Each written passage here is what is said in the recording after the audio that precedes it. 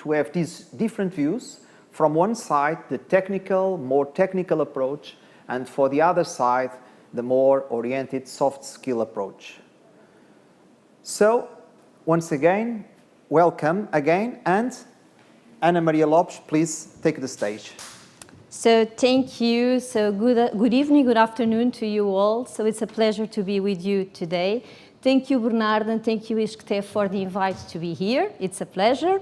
So talking about artificial intelligence today, and let's see if the slide goes. Yes. So talking about artificial intelligence today is to talk about COVID-19 and the pandemic effects. Really, the COVID-19 reshaped the way that we work and the way that the world gets things done. And just to give you some examples, we know that artificial intelligence was accelerated by the pandemic, and we see that happening across the world in almost every industry. And for instance, in the healthcare, with healthcare and the outbreak tracing, we see that healthcare providers and also the governments are using artificial intelligence to get new insights that can help us to trace the outbreak and also to provide new support for citizens and especially for the patients. Another example is the contactless customer pay interactions, where artificial intelligence is helping to fight fraud. Another example that I would like also to share with you is how the many organizations around the world are using artificial intelligence to support them regarding their supply chain processes which were severely impacted by COVID-19. So I really would like to share this sentence from Abnormal Security CEO Evan Reiser, who said to Forbes back in May, just 2 months after the COVID-19 impacted us, that we have seen 2 years of digital transformation in the course of the last 2 months.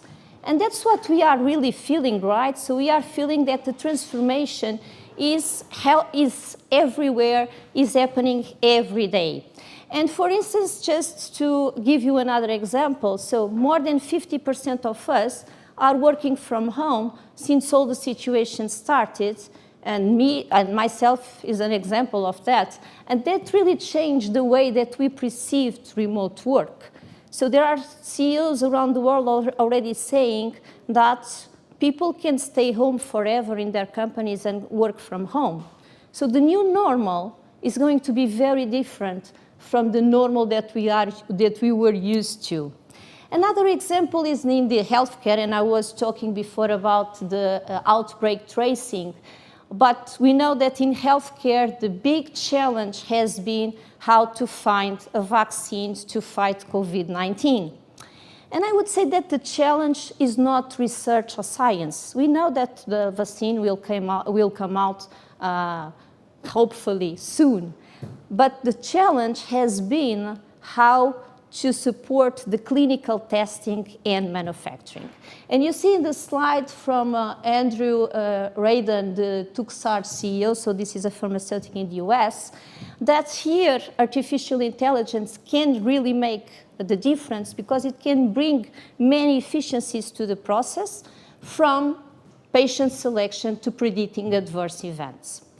A final example that I want to share with you and how strong is the hype regarding artificial intelligence in the market is coming from the United States. In the last week of June, senior executives from Microsoft, Google, and Facebook had a meeting with the President of the United States, the Congress, and the Pentagon, how to maintain the leadership position that US has regarding AI over the other nations. And one of the advices that they gave to the president was the creation of a specific university dedicated to AI talent development so that the Pentagon could scale up their AI applications. But let me share with you that the hype in the market was already there before the pandemic. But I think that more important than the hype regarding AI is really to understand how the companies are allocating resources and making investments. And it can be financial investments, resources, and this applies also to new technologies as AI.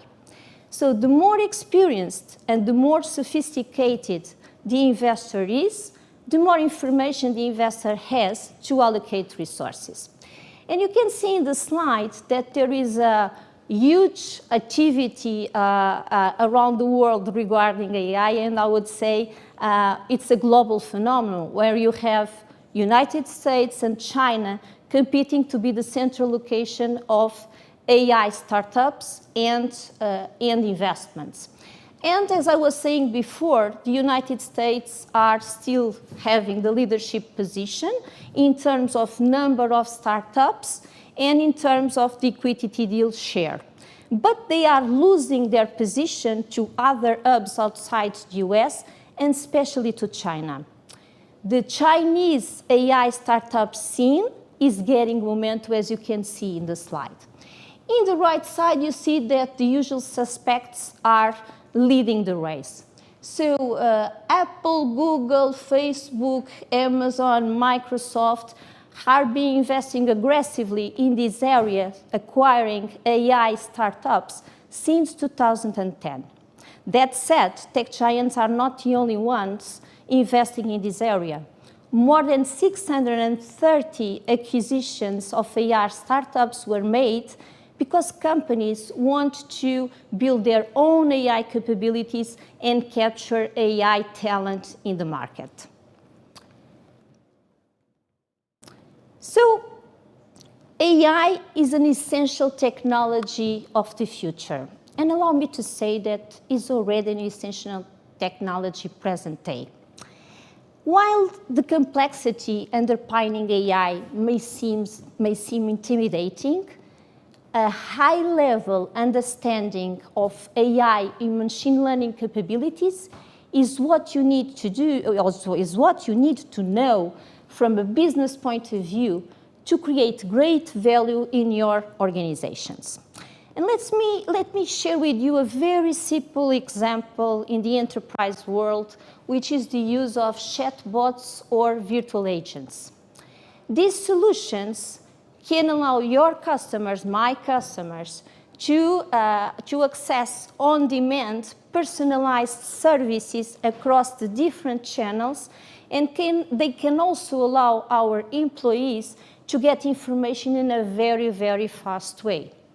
So all of we know that using these chatbots can really improve our customer service, and that's the reason why we are using them over and everywhere, and its use is exploding everywhere.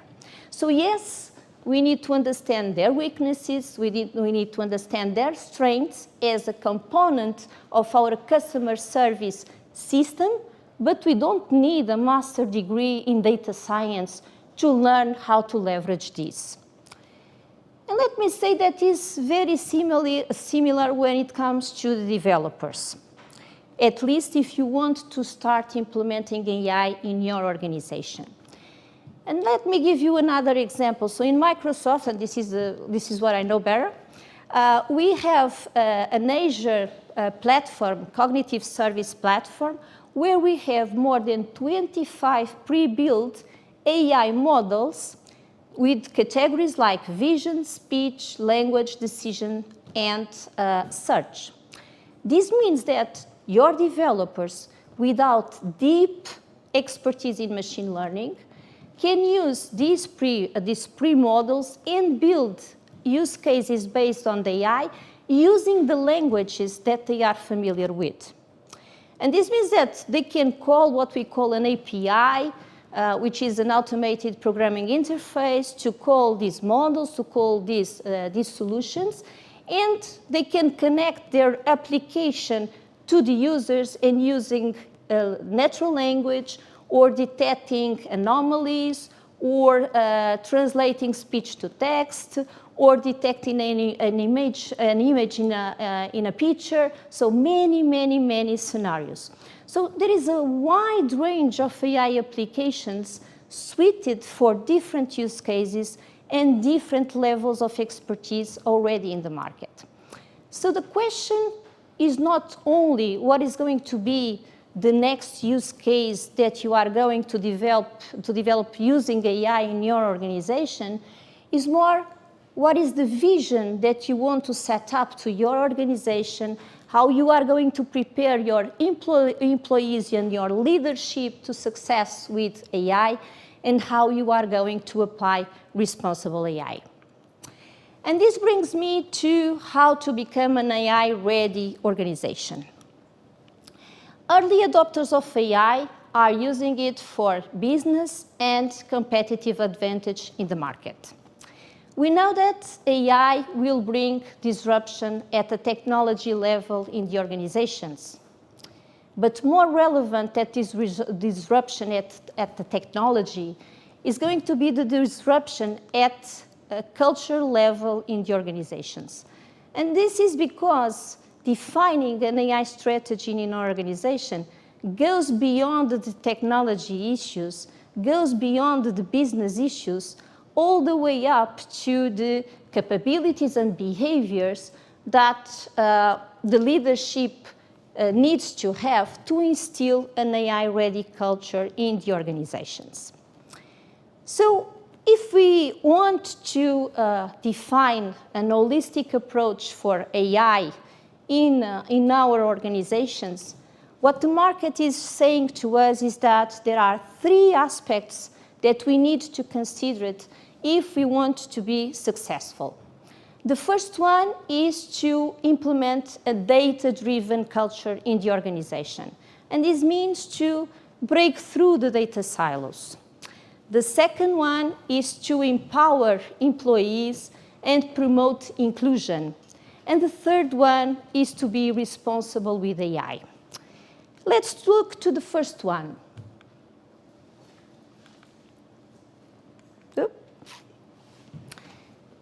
AI depends on the integrity of the data, but it also depends on the access to the data. So if we want to implement a data-driven culture in the organization, you need to be able to reason over the entire data state. And the data can be on-premise, can be on the cloud, can be on the edge. It's going to be the ability to access the data across the organization in real time that will give you strategic insights for decision-making at speed and pace that will ultimately give you a way to improve your performance or even to change your business. So we know that across the world, the data is still seated in departments, in silos, with few communication between those silos. So it's going to be super important to break down those data silos and also the functional silos so that the teams can be together and train the models. And this will require a huge level of trust and collaboration between the different teams. So it's going to be about fostering an environment where data is openly shared across the organization and teams are encouraged to come together and work together. And this can be done in the format of agreements between the departments, for instance, so that people can really access the data that they need to train the models. And with that, you will be able to have models that are accurate, that are relevant, that are useful for your organizations. But as I was saying before, it's not only about accessing the data, it's also about the data integrity. And what I mean with data integrity is that the data needs to be complete and needs to be of high quality. And I think it's very easy to understand. So if we want to train the algorithms, the models that will give us strategic insights for decision making, the data, which is the most important ingredient to train the models, needs to be of high quality. So these two aspects are super important for us to implement a data-driven culture in the organizations. The second is about empowering employees and promote inclusion. So it's about fostering an environment where cross-functional team collaboration is encouraged, is promoted, and is rewarded. What we have been seeing in the market is that successful implementers of AI empower employees to come together. They create forums where people come together to make suggestions, to make questions, and to discuss new and different ways of making business. And it's also about self-experimentation and continuous learning. We want new ideas, right? So that's the reason why we are training the models. And so this means that we need to create an environment where people is free to try new things. It's also free to fail and to learn with failure. And this is very important in the organizations. And it's not only about technical employees, because this is not only about technology. It's also about bringing together the business employees, because those are the ones that are in better position to come with new ideas and new insights about the business. And last but not least, responsible AI. We know that AI will bring change to the organizations. So that's the purpose, that's the reason why we are betting on AI. AI will bring insights, strategic insights for decision making at scale and speed that will allow us to improve performance or even change the business, as I was saying before. So ethical accountability in decision making needs to be scaled across the organization, because the often question is not what AI can do for your organization, it's all about what AI should do in your organization. What we have been seeing in the market is that successful implementers of AI are implementing well-established leadership and governance approaches so that they can ensure that decisions are taken in a transparent and explainable way across the organizations. But why AI is so different from the other technologies, and why responsible AI is so relevant? And let me leave you with two reflections. The first one is the level of innovation of the AI technology itself in the market, which is incredible. And you just need to look to the recent breakthroughs in innovation from Microsoft to see that. So we were able to achieve human parity in machine reading in 2008, and in the same year in machine translation. And in 2019, we were able to reach human parity in general language understanding. So the level of innovation in the market, it is not only Microsoft, is incredible. The second aspect, it's the proximity of AI technologies to human intelligence and the way that we perceive the world around us. Machines will take decisions that we were used to take, and we want that to happen in the better way. And let me share with you that one of the main issues that executives are raising when implementing AI solutions is exactly the ethical issues that they are facing. In a recent report from Capgemini, you see that 9 in 10 organizations across the countries are facing these ethical issues when they are implementing AI solutions. And why is that? Well, the first reason is the urgency in having these solutions in production. The second one is failure to consider ethics when people are developing these AI solutions. And the third reason is the lack of resources dedicated to AI ethical systems. So I would just spend 1 minute, because I know that I'm already out of time. Let's see if I can. Okay, just to share with you our own journey in Microsoft. So this is a very, very important topic for us. And we have a combo role here, because on one side, we want to be an AI-ready organization, and we are already on that journey.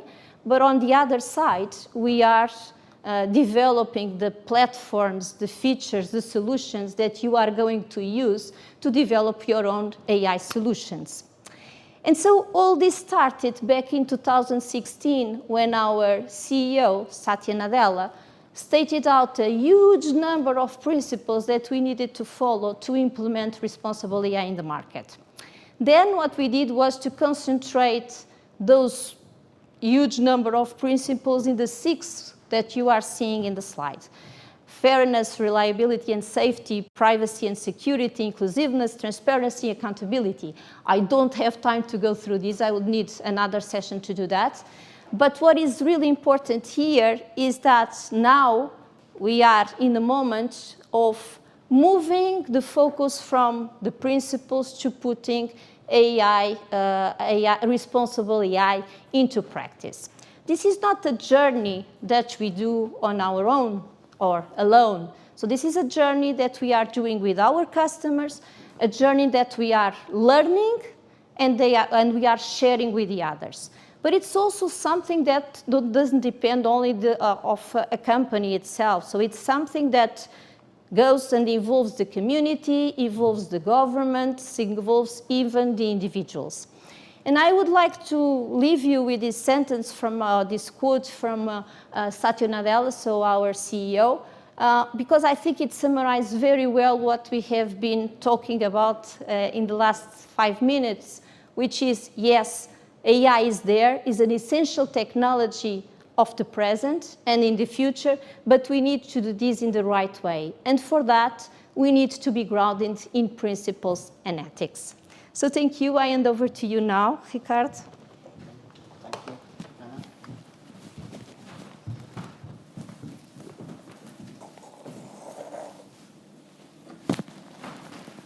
All right. It's a great pleasure to be here with you today, and thank ISCTE and AI Hub for the invitation to be here. Does it happen to you that you sometimes have flashbacks? Like you go into a situation and you suddenly think, oh, I've been here before. I did this before. I've heard this before. We hear very interesting affirmations these days, like data is the new gold, or AI will be more important than electricity, or AI is like nuclear energy. But when we go to the companies, we see something really different. We understand, as we were hearing before, that cultural change is driven by leadership, so that we need to have in our companies a leadership practice that is, on one hand, information sharing, empowering, inclusive, and also ethically based, responsible. But what happens when I go and advise executive teams and CEOs is that I see silo mentality. I see groupthink. I see power struggles. I see company politics. I see lack of accountability. I see conflicting value systems. So, actually, so much for the leadership that we need to drive AI into the future.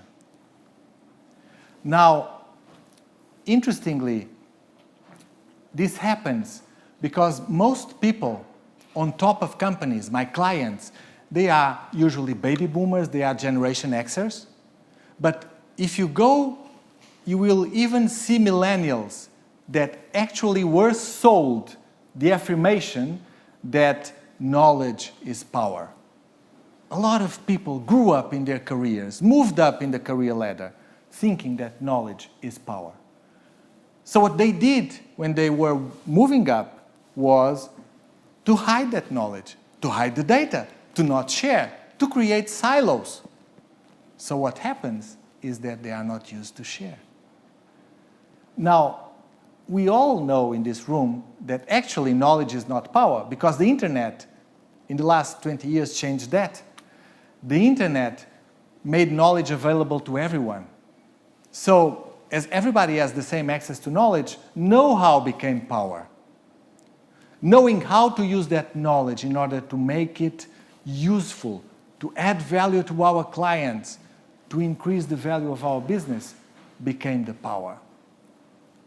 But now we are about to see another transformation.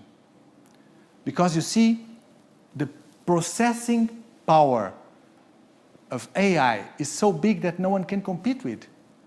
So all we know, all our know-how, all our knowledge that is available on the internet, you see business models, you see knowledge, everything is available for free or at very low cost, will be or can be obliterated by this processing power and the services based on it. So now the new power is sense-making. Because AI will not solve our problems. We have to solve our problems. And this is what I hope to show you in the next minutes of my talk. For that, we need to see that all the new services and categories that will be created will probably disrupt your market. Either you do it or the competition will. And the competitive advantage is not going to be technical. Similar level of resources by different competitors will be able to have access to the same level of technology. There's no competitive advantage in AI tools per se. So we need to make a different sense of our business and of our use of technology in a very uncertain moment that we are living. We live through a level of uncertainty where all our knowledge, all our know-how might be useful or not. All the scenarios that we are playing with in our minds might be useful or not. Because actually, what uncertainty means is that there's a lot of different possibilities. We just don't know which one is going to happen, which one is going to be true, what is the path to choose. And when you are a CEO, when you are an executive team member, people look up to you and they expect that you know the answers. They expect you to give the answers to the problems. They expect you to know the way forward. But in an uncertain situation, you cannot be sure. You just don't know. So, what we are facing is that we should never consider AI just another IT project. And this is the flashback that I have. All those behaviors that I just mentioned to you are the behaviors that I've seen in the last 20 years in any transformation in any company. And I've been working in dozens of countries around the world and all business sectors. It doesn't matter the technology. It doesn't even matter if it's technology or an M&A or whatever other transformation. You get power struggles, you get silo mentality, you get company politics playing, you get everything that will prevent you from using AI to create the future of your organization. So we have probably the biggest risk in AI implementation is to consider it an IT project. We just cannot afford to have AI as the pet project of the CIO or CTO. It's just not going to happen. Because this is about the transformation of your business model. This is about the transformation of your processes. This is about the transformation of your strategy. And this is, of course, the transformation of your mindset to empower all of this. Now, in order to do this, we need to have an executive team driving the AI transformation. When I say that AI is not an IT project and it needs to be done by the full executive team, what I mean is not sponsorship. Because sponsorship, if you go and check the success rate of IT projects, you will find somewhere between 50 to 80%. Depends on the organization that is actually evaluating and reporting on it. The usual success rate of IT projects is moderate, right? Now, the main reasons are some of the reasons that we've seen here today. Sponsorship, leadership, aligned vision, etc., etc. But when I say that the executive team has to drive AI transformation, it's not about sponsorship. It's about making it happen as a team. Because just think for a moment. Let's look at, for example, facial recognition. Think implementing facial recognition in your services or in your products, in your company. Is this a 100% technical project? I bet that you can think of immediately legal, ethical, political, economic, social, etc., etc., etc. Implications and impacts. So, these must be loaded up front in your projects. This must be loaded up front in your vision. This must be loaded up front in your strategy. And for that, you need a team of people that is able, technically, to think all the different dimensions of the strategy. And oh, by the way, that's usually your executive team. So executive teams must drive AI transformation. The challenge is a small little challenge that I've been encountering over the 25 years that I advise CEOs and executive teams, which is that executive teams tend to be the worst team in the company, exactly where you needed to have the best one. Because there's not so much cooperation, right? When you are going up in the career ladder, you have to compete. And in an executive team, you sit around the table and your peers are the people you need to discuss budget with. You need to fight them for the budget, for the resources, for the attention, for the exposure, for the importance, and ultimately for the job that most people want, which is the CEO job. How's that? For collaboration. How's that for trust? So, executive teams tend to be the worst team in the company, exactly where you needed the best one. And that's why we have this challenge. You should expect the executive team to drive AI transformation, but the reality is different. It is told, the story, that somewhere before 1989, there was a Soviet official visiting London. And he was very impressed with the bread distribution in London. And wanting to improve the bread distribution in the Soviet Union, he asked the economist that was showing him around what was happening to make this bread distribution so good. So he asked, who is responsible for the bread supply in London? The English economist thought a bit about the implications of this question and answered, nobody. Nobody. A mental model is a representation of reality. It's a representation in the sense that it cannot actually be a correct 100% description of reality, because a mental model is always biased by our assumptions, our value systems, our previous knowledge, our experience, our interests. If you have the mental model that the bread supply of a city is a complex system that must be organized, managed, and controlled by one person, you will have a specific set of decisions about the organization, the processes, the leadership, the management style of that system. It's the same here.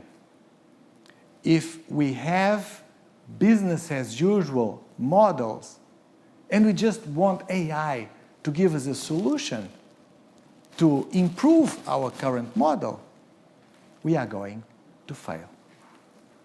So we need, at top level, at executive level, we need to understand and master some business transformation tools.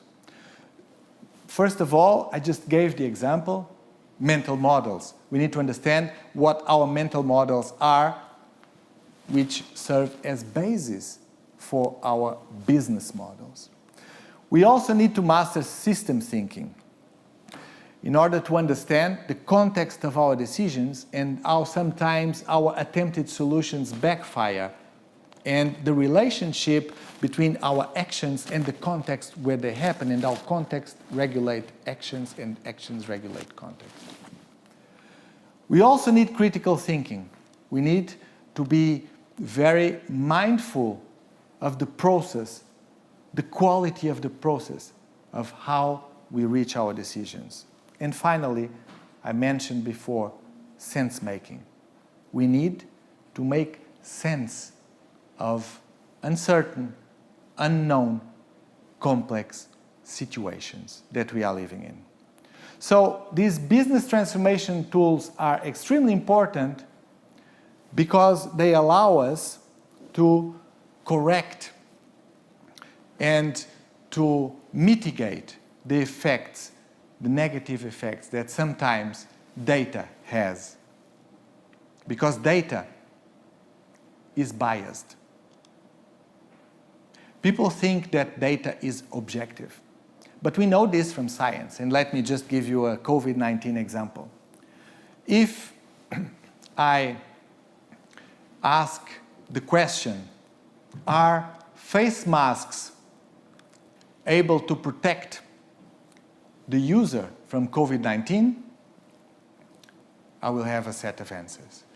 If I ask, are face masks protecting other people from the users? I will have other answers. If I ask, what is the level of contamination that a face mask can provide by accumulating bacteria and virus for the user, I get another different answer. So what we have seen is the health authorities of different countries around the world running around like headless chicken on use mask, don't use mask, use mask, don't use mask, use there, don't use there. Why? They were just following the data. But they forgot that data is biased. So it always depends on what is the question, what's in the data, what is the questions that we are asking, what's in the data set, what's the selection process, how do we make sense of it, how do we interrogate it. And this raises the question of trust. Trust in the data, which is just a proxy for what I'm going to speak about after. We need to go beyond business as usual, powered by AI.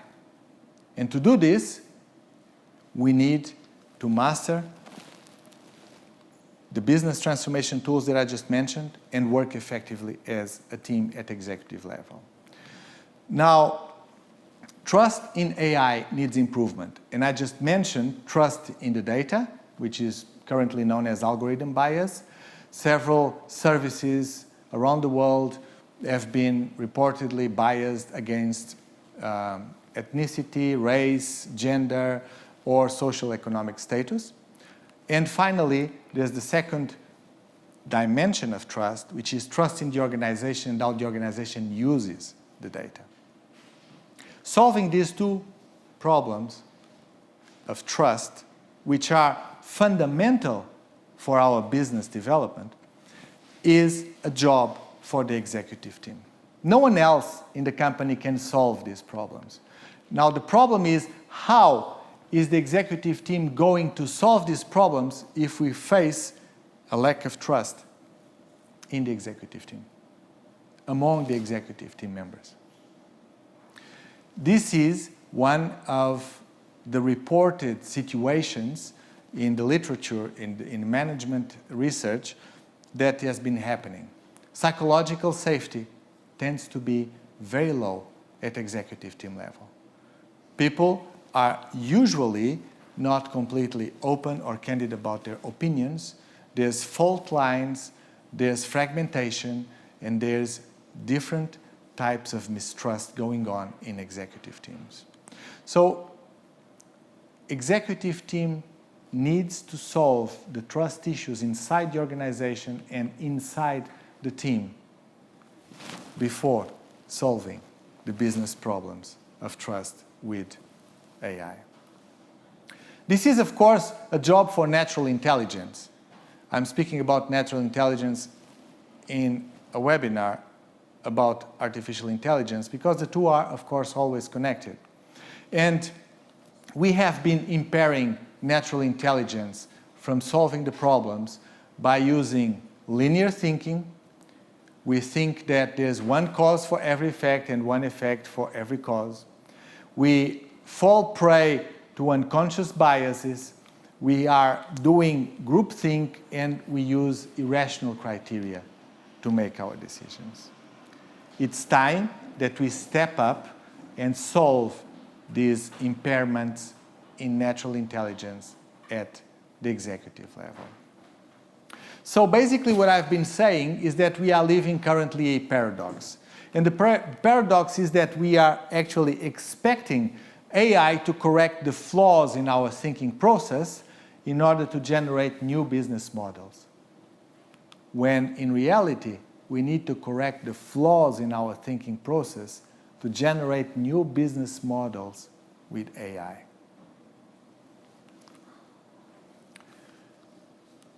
We are just hovering one of the most important, or reputedly the most important, the most powerful human emotion.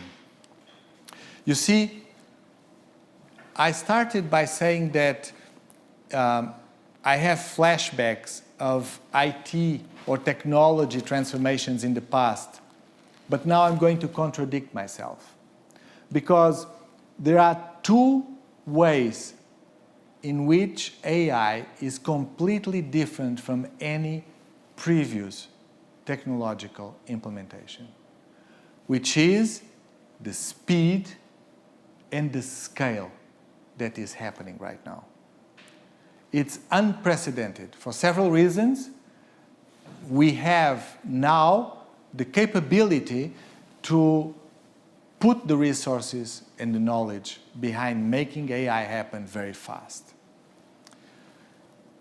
What happens is that when we increase scale and we increase speed at the same time, we exponentially increase fear. We can again look at the example of COVID-19 compared to other coronavirus diseases. Why are people around the world fearing this disease so much? It spreads very fast, speed, and the scale is very big, right? So the number of people affected simultaneously is very big, which creates problems for the constraints, different types of constraints in the full architecture of the support systems of health, etc., and our economies in the world.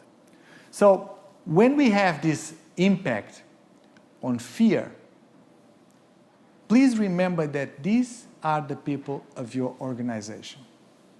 These are the people that you need to empower. These are the people that you need to include. These are the people that you need to share information with, that you need to collect and process information. These are the people that will help you to make the decisions on AI transformation in your company. Now, if you think that they have a level of fear that is completely unprecedented, how successful do you think your AI implementation is going to be?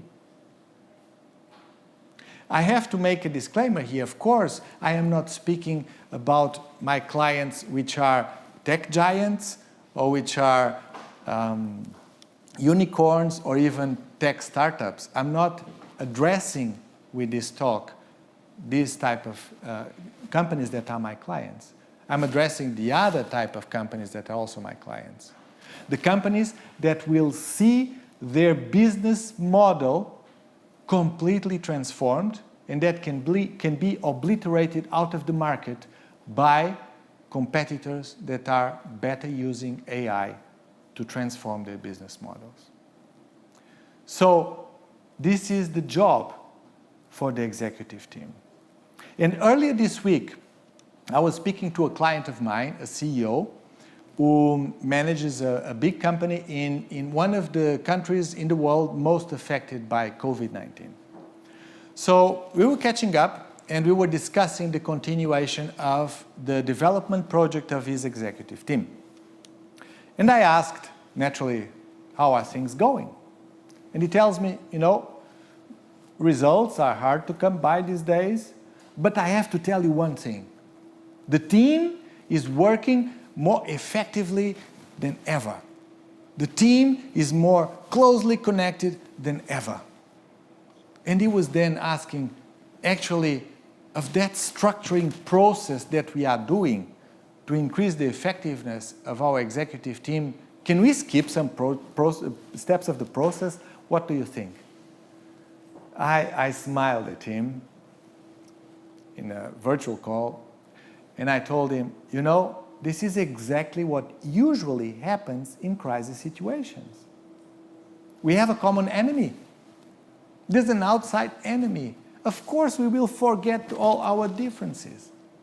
Of course we will forget all our problems and our small, petty company politics games. We will do that during any crisis, and especially one such as big as this one. But the issue is, how can we keep this momentum?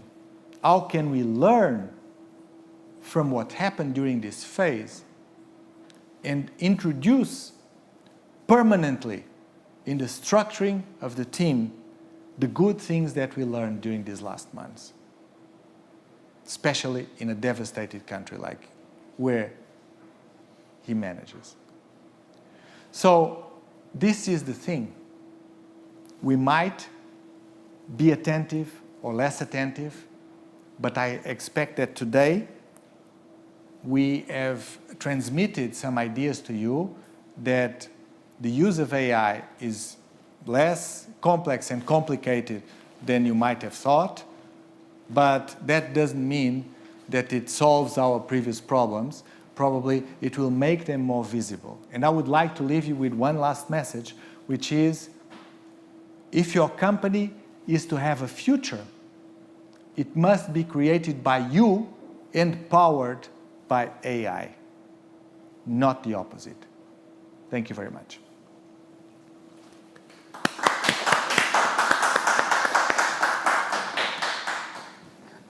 Thank you very much for your both visions, very interesting ones. Personally, I'm feeling the fear. We have just a few minutes for some brief questions. Maybe someone from the audience is willing to formulate one.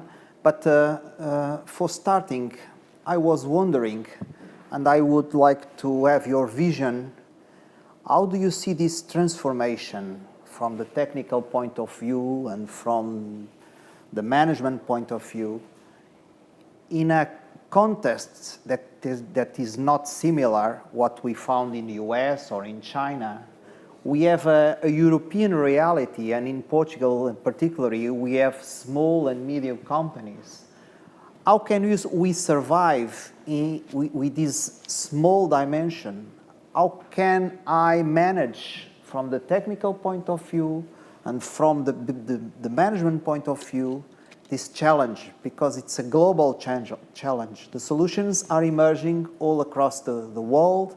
The solutions are emerging in concentrated blocks. So what kind of advice do you do for a Portuguese or European policy regarding these small and medium companies that are, of course, fearing much more than the others, I suppose? Maybe I can start. So I think, yes, there is fear in the market, but there is always, or there is also a lot of curiosity in the market. And that's very important for us to move on, right?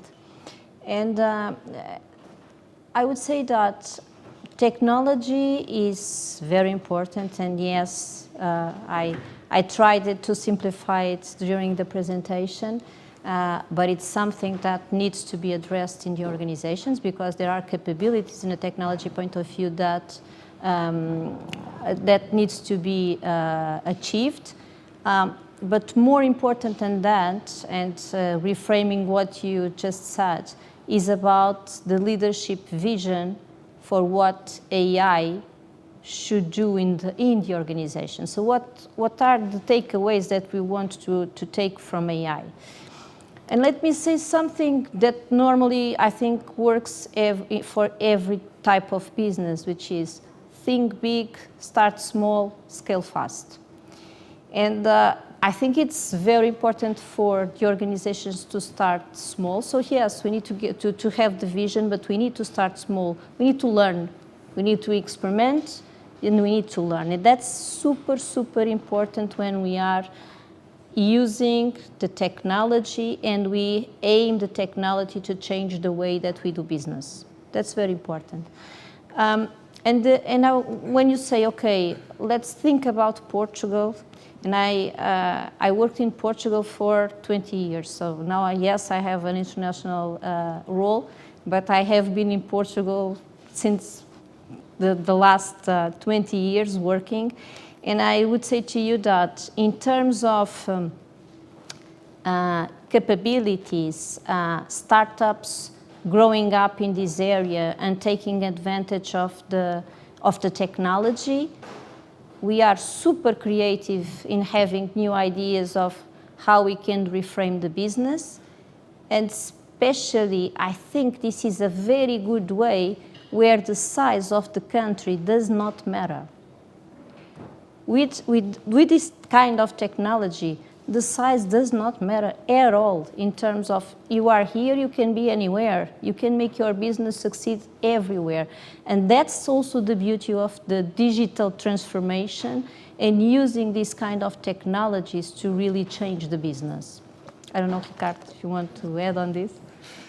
Yes, I would pick up some of the words of Ana Maria, which are, think big, start small, scale fast. I will just say that these are mental models. So we need to also think big on our leadership style. We need to transform our leadership in order to have the practices that allow us for starting small but scaling fast.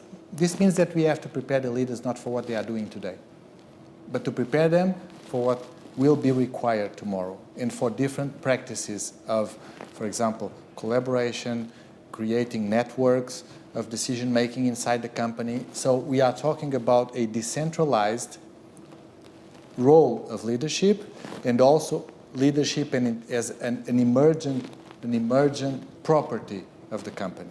So I don't have so much time to go into detail about this, but it's not about anymore the leader as a know-it-all and do-it-all. We have to have teams that are able to make these decisions and implement them all across the organization from top level down to individual contributor level, because yes, we can speak about leadership at the individual contributor level, and we should if we are to be successful in this transformation. Thank you, Ricardo. Thank you, Ana Maria. I don't know if there is any other question from the audience. Okay, there is just the microphone for. Hello, can you hear me? Yes. Yes. Yes, okay. Thank you very much for your both presentation, Ana Maria and Ricardo, and Bernardo for coordinating this very interesting session. I was listening to you, and while myself also belonging to this, or willing to take part of this revolution and trying to boost this revolution, I listened to you both carefully, and a couple of questions came to my mind. First, as we all know, there is a big dispute, at least between two countries, US and China. Actually, yesterday I was reading an article. There will be artificial intelligent city in China, where they want to make it sustainable. It's not only a matter of being a technological, but very human, comfortable city. So this is the positive side of and the new way of seeing artificial intelligence that will be beneficial to us. In US, we see the big companies, and now we'll talk as well about to address you on the elections. And how, because we have been talking on organizations and companies, but one thing that I often discuss with Bernardo is how applicable is artificial intelligence onto politics, because you just mentioned this comes from a top-down approach. So the top of the country are the presidents, and this is the cultural, they will influence the culture in the country itself. And whether, I have the question, whether artificial intelligence is being used nowadays. I expect so, that is being used in the elections, whether it's positively being used or not being well used, because the level of discussions, according to journalists, has not been the best between the two presidents. Maybe you can comment something, irrespectively of your opinion. The second thing, I'm curious about that, just to shake a bit on this discussion. The second thing is, for you, Ana Maria, what is the most important principle of responsibility in AI for you, personality? And in terms of fear, it's very curious, because 2 days ago, or 1 day or 2 days ago, I was discussing with a managing director of a major multinational company that is present here in Portugal, and he was saying that, he was talking about fear of the fear. He said, and this is an exception and a positive case of a managing director saying, I'm a human being, I have fear. Fear makes part of the humans, so we have to acknowledge, and we need to know how to manage it. This is probably an exception, because as you just mentioned, on IT, you've seen on previous cases, this outsourcing, subcontracting creates a lot of fear. How to overcome this these days, and how do you sell the consulting project knowing that by the end maybe some resources reduction will take place and the importance of a certain C guy will diminish? Thank you very much, both. So I can start. So regarding the elections in the US, I don't have a clue. So I cannot answer to you if they are using or not artificial intelligence. But what I expect is, if they are using, that they are following principles and ethics that ensure us that things are being done in the right way. So that's what I can say, which is also the introduction to your second question. So those 6 principles, to be completely honest to you, I cannot pick just one, because it's the combination of them. And it took us 2 years just to consolidate our ethical principles in the ones that you saw on the slide. And they are the different parts of what we understand as being the big ethical, in the way that we transform ourselves and the way that we help our customers also to transform ourselves. So I cannot pick one. So quickly, because we are almost at the end, just to address the two points. The first about country culture versus company culture. Some authors even discuss the possibility that we speak about country culture, because countries are, for example, in the 2 cases that you mentioned, China and the US, they are so big that actually they have many different communities, and each type of community, sometimes not even the states, so each type of community has their different type of culture. So in the end, when we are talking about scaling implementation of AI or any other tool or technology countrywide, it's not so much about the country culture that we are talking about, but the possibility of a specific government to enforce specific implementation measures and tools. So, and then a more authoritarian government will have less problems implementing whatever than a more democratic and liberal government. The second part about fear, just to comment quickly, fear is the most powerful human emotion. Fear has the power to completely switch off all our cognitive functions. We need to understand the signs of fear because they are not all cognitive. Some are physiologic, some are behavioral. We need to understand when they happen, and we need to understand how they are impairing our judgment and our rationality. We need to be able to use fear as just another information data point. So I have this, and I also have fear. It should not be taken into consideration as the main driver for our decisions at business level especially, but of course also at personal level. Because fear sometimes is a very good advisor, but let's not forget that fear also depends on our previous knowledge, experiences, assumptions, values, etc. So we need to assess in this situation how useful is this fear, what is the information that I get from it, and versus all the information that I get from all the other situations. So I'd say it's part of a very sound risk assessment, but we should not be driven by it.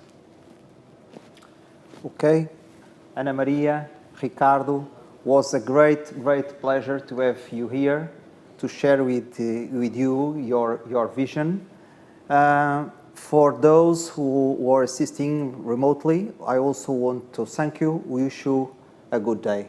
Stay tuned for our further initiatives. Thank you.